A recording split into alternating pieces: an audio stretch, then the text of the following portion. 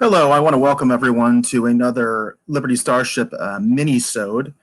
This is a concept that Pete and I came up with quite a while ago that Pete and I from time to time sort of randomly would just pop in and talk about different subjects that each of us are concerned about. Sometimes we have different takes on issues and things like that, or we just don't have the same concerns. So these mini-sodes are opportunities for us to kind of focus on our particular point of view and get it out there. I do want to apologize if my audio is not coming through very well. I've been having some audio issues. I was experimenting with some new with a new audio setup, and it was a little bit of a disaster. So I'm trying to go back to the old setup. It seems to be having some problems. So if there's anybody that pops into the chat, let me know if you're having problems with my audio. I'm still working on it, and hopefully I will get it fixed and it will be better than ever. But I wanted to talk about mask orders, and specifically I wanted to talk about mask orders in Arizona because this is really like breaking news. And that's another purpose of these mini-sodes, is that so we can kind of try to get some breaking news out there while it's more topical and people are really starting to talk about it. But the thing with Liberty Starship is, at least for me, oh, thank you. I appreciate that comment from Portronics Film Productions. It says, we read you loud and clear, sir. So I appreciate that comment and for checking us out. I really appreciate that. I think this is the first time you've checked out Liberty Starship. So I hope you enjoy my little commentary, and please, please, please feel free to comment as well. But one of the things with Liberty Starship, at least one of my big intentions with it, is to kind of give you coverage that's a little different than the mainstream coverage, even if it's on a topic that the mainstream coverage is talking about, even if it's an issue that they're talking about. So I have this article from Fox 10 News. I think they did a pretty good job of summing up what the requirements are in the different cities in Arizona. Now, for people that don't live in Arizona, basically what has happened is that for quite a while now, the governor of Arizona, Governor Ducey, had mandated a sort of uniform policy in Arizona so that cities could not be more strict than what the governor's executive orders were. So in other words, they couldn't mandate masks without the governor himself doing it for the entire state. That's it in a nutshell.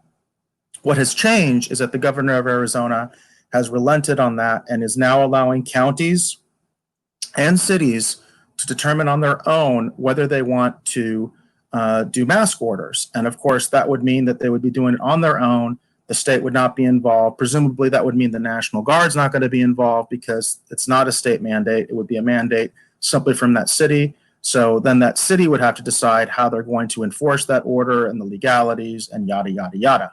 So what we have here is a fairly comprehensive list of what's going on in Arizona cities and counties right now as far as their status with these different orders.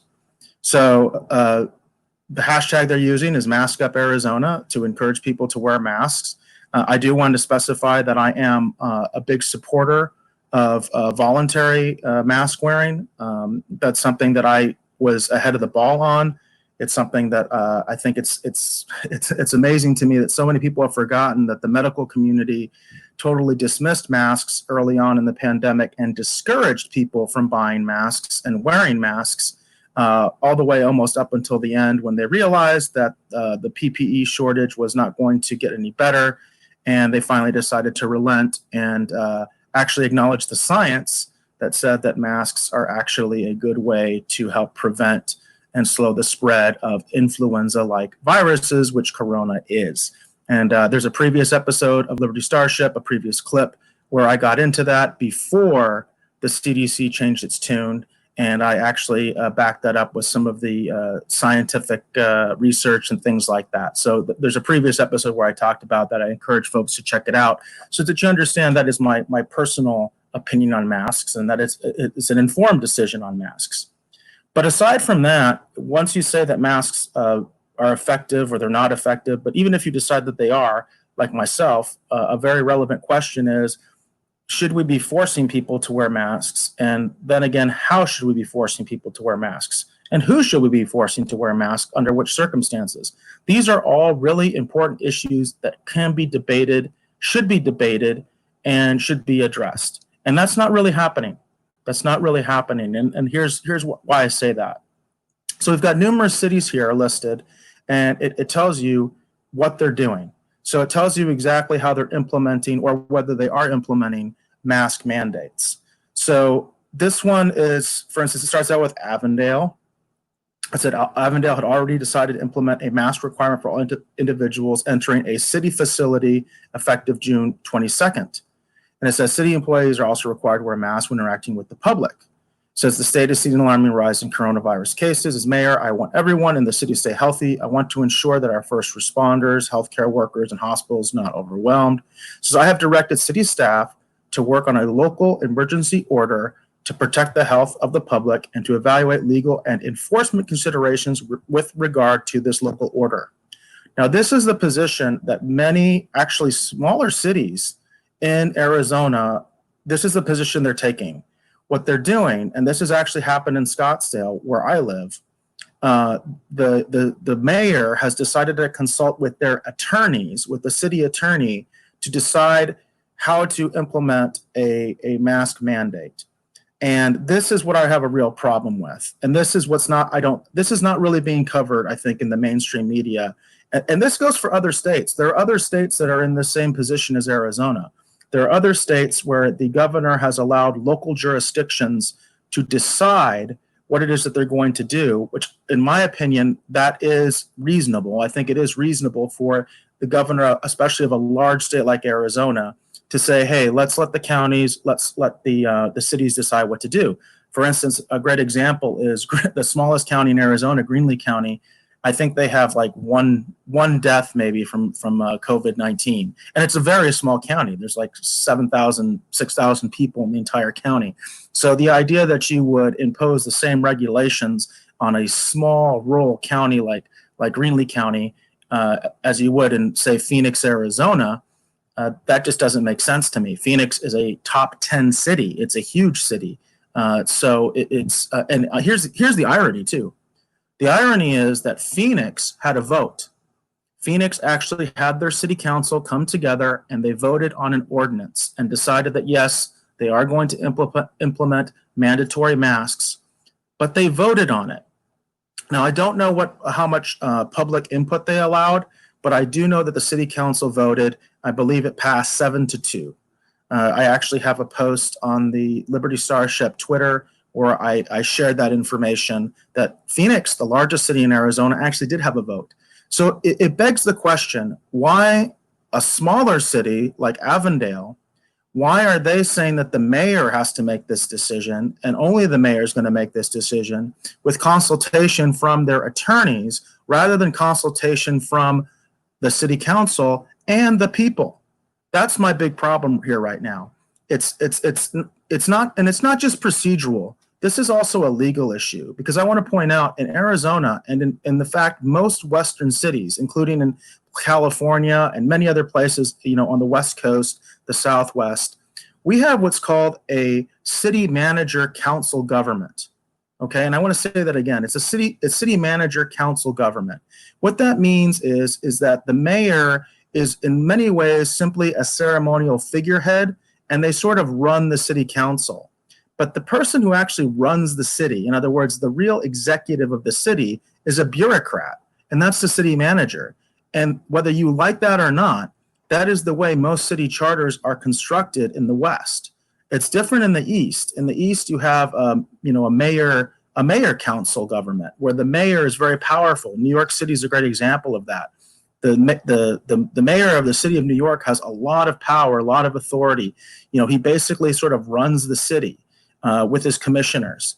But in places like Phoenix, in places like Mesa, in places like Scottsdale, they have city managers, and the city manager is really the one who runs the day-to-day operation of the city, and the mayor is more of a ceremonial figurehead who is sort of like the president of the city council.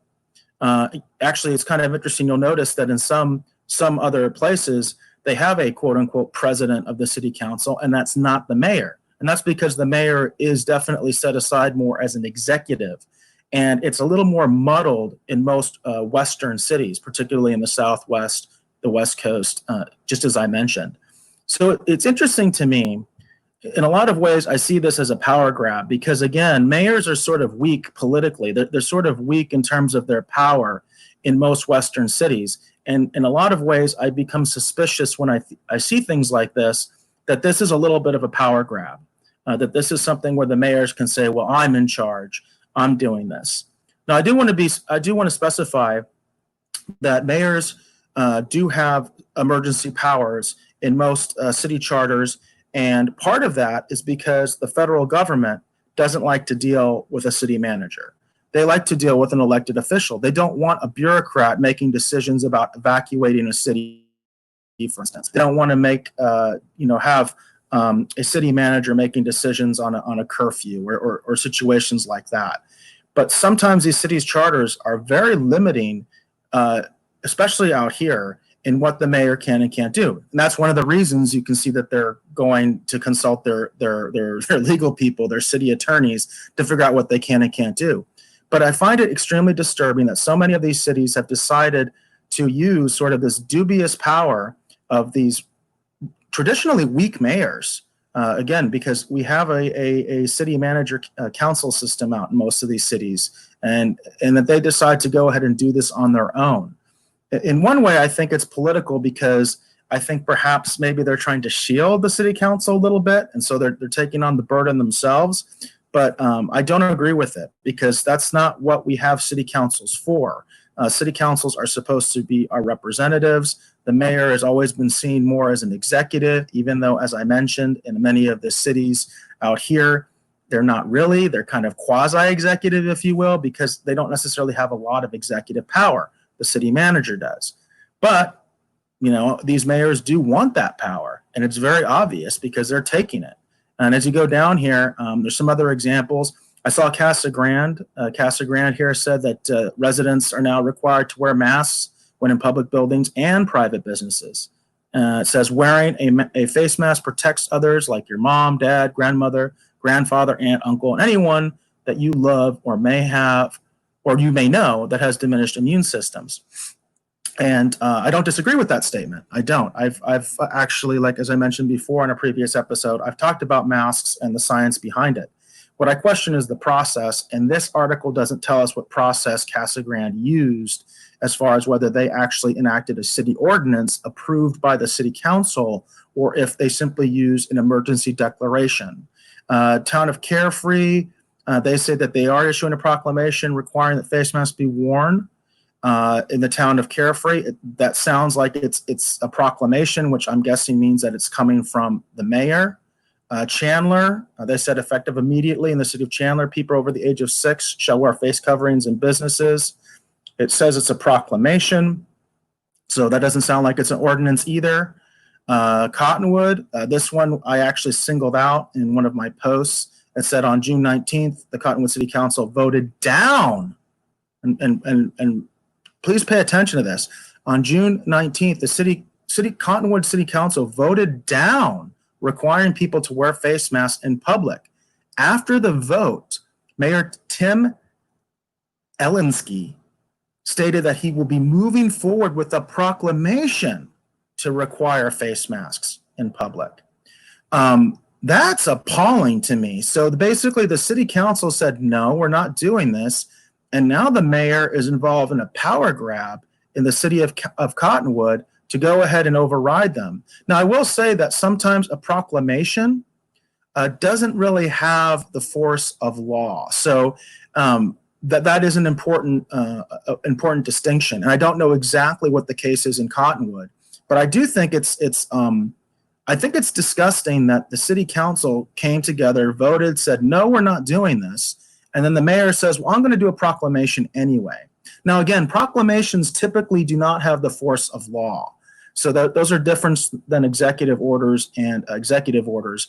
And I don't know the full story here, but regardless of whether this has the force of law or not, I find it appalling that the mayor is basically going against the wishes of the city council directly after a vote was taken. That's just, to me, that's definitely executive overreach. Flagstaff, which Flagstaff I always call one of the usual suspects. The usual suspects for me are the mayors of Phoenix, Tucson, and Flagstaff. They're always getting together, and it always seems like they want to usurp your freedoms, while none of them support the police. But anyway, that's an irony and a discussion for another time. But this, they say Flagstaff city officials say the use of masks or face coverings will be required in public areas beginning 8 p.m. on June 20th. Prior to Governor Doug Ducey's news conference on Wednesday, Flagstaff Mayor Coral Evans asked the city attorneys to start work on amending their local emergency proclamation to require the use of masks. So again, we have this situation where the Flagstaff mayor appears to be going on their own. They are consulting with the city attorney rather than consulting with the city council and ultimately with the people. The people should have a say in this. This is not, we are way beyond this emergency declaration time. It is time for our legislatures, be they city councils, be they our actual state legislatures, to weigh in on this. It's inappropriate for the executive authorities to take this kind of power. This is just, I can't say it's unprecedented because the executive branch of our government has expanded in power for at least the last 100 years or more. But it's disturbing the way that we're allowing this to happen. And people just don't seem to be, don't seem to be concerned about this. Gila County, it says, and this is Gila County, it says any visitor to the courthouses in Payson or Globe will be required to wear a face mask covering or face shield. If you're unable to secure a mask of your own, one will be provided for you. Now that sounds very reasonable to me, that Gila County would say if you come into a public building, that meaning a public building that is actually operated by the county, that they're going to make you wear a mask, but they're going to give you a mask too. I don't have a problem with that because that they can require what they want when it comes to entering those public buildings, the same way that they can have metal detectors and require you to wear a shirt and a shirt and shoes. I have compared the mask policies, particularly from the private industry, not so much from government mandates, with the no shoes, no shirt, no service. I do believe that every private company has the absolute authority to dictate whether people wear masks or not in their business. I do agree with that. Gila River Indian Community, it looks like he's doing an executive order. Now, of course, Indian communities are different. They are sovereign nations, and they do have their own governors. So this is, I believe, probably within the authority of the governor of the Gila River Indian Community, but I don't know, because I don't know what their constitution actually says. So it'll be interesting to know, because I imagine that these Indian communities have some sort of legislative council, some sort of a tribal council in addition to the governor. Town of Gilbert, they went with an emergency order.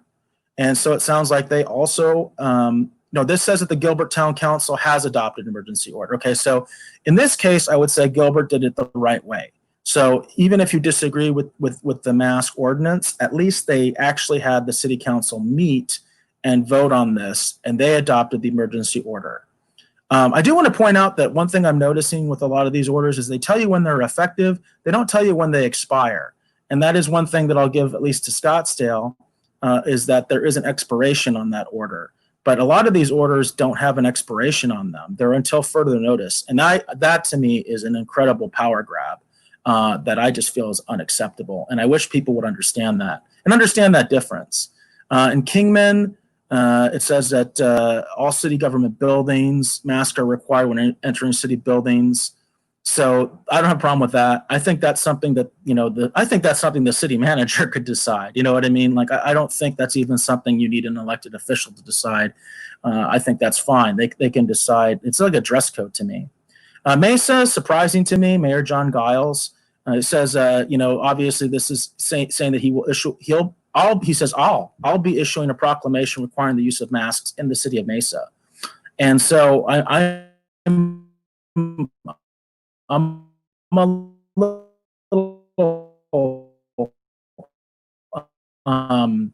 confused.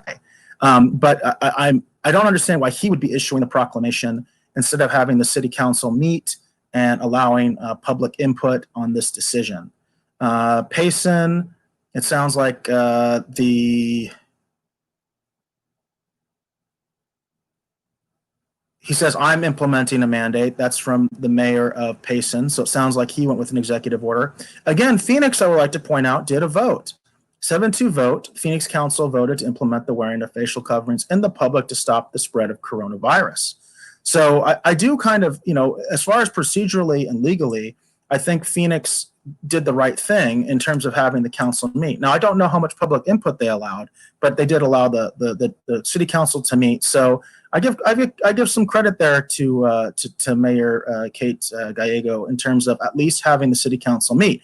Now, it could be that she had no choice, because I don't know. I've never read the city charter of Phoenix, so it may have been a situation where she simply does not have the authority. That's one of the reasons that you're seeing in so many of these posts where the mayor is saying, I'm consulting with the city attorney, because again, mayors in Arizona tend to be very, very weak in terms of their actual legal authority. So that's why I think you're seeing a lot of them saying, well, I'm consulting the lawyers first to see what I can do before I usurp both the will of the council and the will of the people. Pinal County, of course, they have a board of supervisors, and that's kind of an interesting style of government when you think about it, because it's like you kind of have the legislative and the executive branch sort of combined when it comes to a board of supervisors. County governments are a weird thing, but of course, every county in Arizona has a sheriff, and you could view the sheriff as sort of the supreme executive of a county. Sheriffs have a unique and interesting position inside of our constitutional law, and also in terms of our liberties. And so basically, this is something that, of course, the sheriff of Pima County would be, I assume, responsible for enforcing. And so they decided they voted to require masks that cover your mouth and nose for anyone in public places who are unable to continually social or physically distance. So the entire county of Pima has decided that they're going to have a mask ordinance. And again, they're sort of a unique situation. And I kind of wonder what the sheriff of Pima County, what he thinks. I would imagine he's going to go with it. I'm pretty sure that the sheriff of Pima County is a Democrat. He's not going to have any problems with enforcing this order. Well, I shouldn't say he's not going to have any problems. I think there's going to be lots of problems enforcing this. But it is what it is. San Luis, it says the mayor and vice mayor signed a proclamation. So that implies to me that they did not have the council meet, but maybe they did because the vice mayor is involved. Salt River, Pima, Maricopa Indian Community, they are implementing a protective mask coverings when in public locations. And so again, tribal governments do have a lot more authority than city governments, than county governments. And in some ways, they have more authority than state governments, but not exactly. Like, for instance, something that a lot of people don't realize is that most tribal governments they don't have any felony laws. So anything like, let's say a murder happens on a reservation, that's a violation of federal law, and the FBI actually gets involved. So most tribal governments, they don't have the authority to prosecute cases, in felonious cases, because they can only enforce tribal laws, and tribal laws typically can only go up to the weight of a misdemeanor. That's something a lot of people I don't think know. But they do have a great deal more authority in some ways than even a state government. So whatever Salt River, Pima, Maricopa wants to do, that's fine on them. This doesn't tell us the process. It doesn't tell us whether their governor, president, however they call the leader of the Salt River, Pima, Maricopa Indian Community, whether they consulted with their legislative body or not. Santa Cruz County, they approved a proclamation requiring all residents in the unincorporated areas of Santa Cruz County wear face coverings when in public. That's also interesting. So this doesn't apply, that wouldn't apply to the actual cities within the cities and towns within Santa Cruz County. That's an interesting difference there too. And that's why I say, by the way, that public input is necessary, because there are different ways to implement these mask ordinances. For instance, saying all public buildings is different than saying all buildings. There's a difference there. There really is.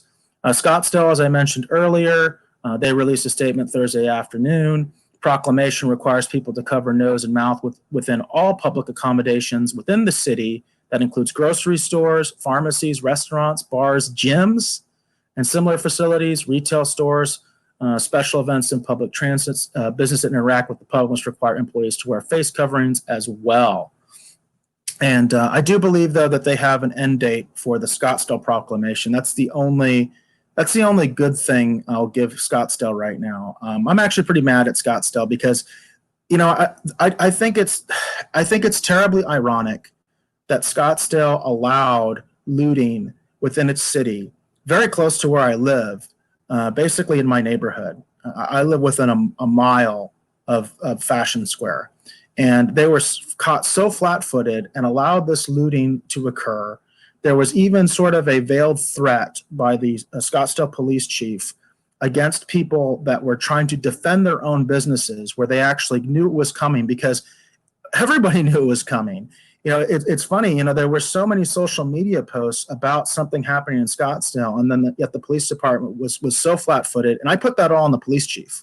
I don't put that on the rank and file officers of Scottsdale PD. I happen to know that most of the officers at Scottsdale PD are awesome, but I really do put this on the police chief for being so flat-footed and not having a proper intelligence unit to have been prepared for what was going to happen at Fashion Square. And they allowed so much rioting to occur in the aftermath of it. The police chief defended his inactions and basically almost put some veiled threats to the people that were prepared and had basically prepared with friends and associates, where they had people armed and ready. There were jewelry stores that had people armed and ready to go and protected their businesses. And there were some sort of veiled threats by the police chief of Scottsdale PD when he basically was, in my opinion, grossly negligent. And then the irony is now the mayor of Scottsdale, without the approval of the city council, as I understand it, there was no process. I live in Scottsdale. Nobody notified me, that's for sure. There was no consultation with the people or with the city council. The mayor just makes his proclamation and decides that now we have mandatory masks. And again, it's not an issue even right now for me whether you believe in mandatory masks or not. What I'm really going after is the process, and that it is inappropriate for us to be doing this, especially at this stage in the game, this late in the game. And we've been dealing with Corona for months now. It is just unacceptable that we are not consulting our legislative branches to give them some sort of input into this process. The state legislature, for that matter, they should have already weighed in on this. They could have overridden the governor and said, you know what, the cities and counties are allowed to make their own ordinances. But we've heard nothing from the legislature. The legislature of Arizona has really just totally ducked this issue. And you're seeing this all over the country, where these governors continue to basically be running the show. They decide one way or the other, and they either decide one way or they defer it to the local governments. And by the way, I do encourage governors to defer these decisions to local governments. I do like that. In California, for instance, I believe their mask laws are now mandatory statewide, which I think is a terrible move. It's a terrible way of going about things. There are very rural counties in California. If you look at the COVID maps, it's pretty interesting to see those areas that are in red and those areas that are not. And there's plenty of counties in California that are not red. Just go look at the Johns Hopkins data anytime you want. Just Google it. And there's plenty of counties, rural counties in California, that I don't think they need mandatory masks. They just don't. They don't need it. Surprise, masks will be required. Let's see. It doesn't say how that process went. And again, that's another problem here, is like there's not a lot of transparency. You can see that these are official tweets that are being quoted in this article. And these official tweets should tell us exactly, was public input allowed? Did the city council approve this? Or is this just coming from the governor? Who's authorizing this? This information should be available to us, and it should be given to us very, very, very plainly in a very transparent manner. And it's not. These kinds of things just say, we're requiring this. You can click the link here. Well, tell us who's requiring it. Is it the mayor? Is it the city council? Who's doing it? City manager? Tempe, it looks like they also implemented a face covering in public places. Applies to grocery stores, retail stores, restaurants, bars, transit, hotels. It does quote the mayor here. It just says a proclamation, the links here. So I do have this article up on the Liberty Starship Twitter. So if you want to look specifically at these different orders, you can. And let's see, City of Tolleson says the mayor signed a proclamation. It doesn't mention whether the proclamation was supported by the city council or not. But although you notice, I would say not, because it looks like she's signing it in her house. That's kind of what it looks like there. So I'm going to kind of guess that it wasn't. City of Tucson, they also implemented one. Again, this one says it's a proclamation, but it doesn't say how it was approved. Yuma County Board of Supervisors, they issued a proclamation requiring face masks. It doesn't specify whether, well, that says Yuma County Board of Supervisors, and then it goes to Yuma County. I guess what Yuma is saying is they're just backing up what the county says. So, because I was going to say that this one wasn't saying whether they actually were unincorporated areas or not, because that's also interesting.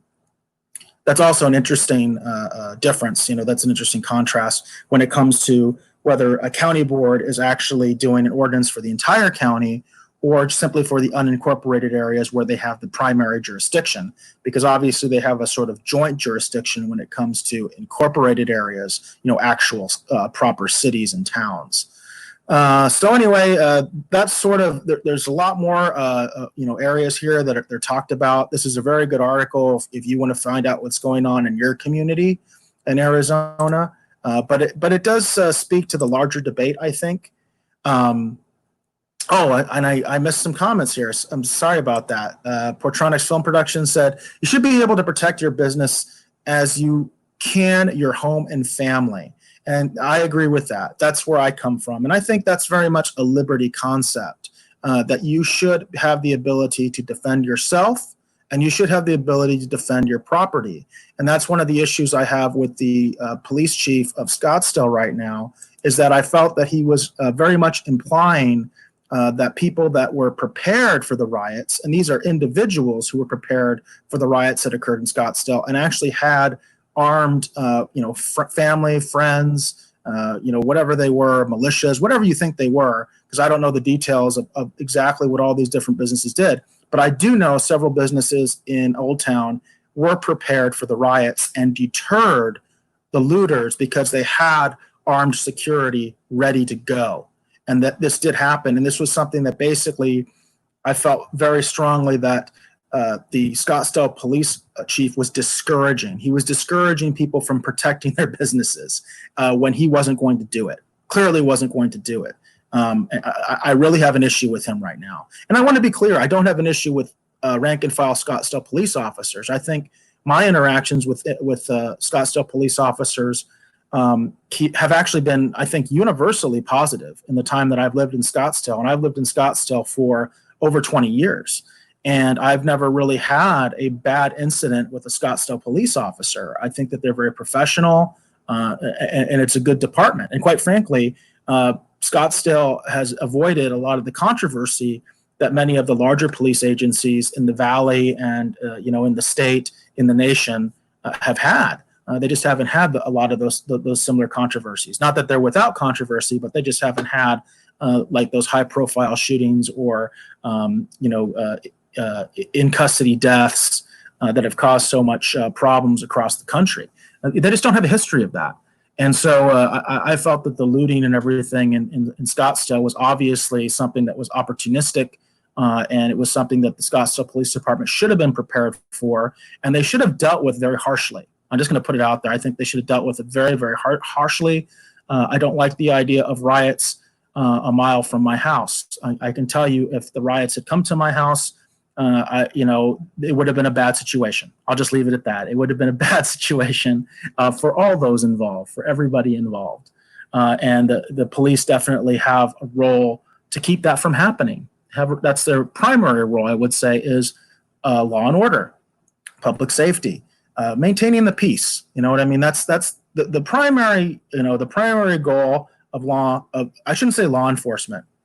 I should talk about that sometime. Maybe I'll do another mini episode where I kind of put my thoughts together about that, about the difference between when you say law enforcement, when you say public safety, when you say peace officers, because those mean different things.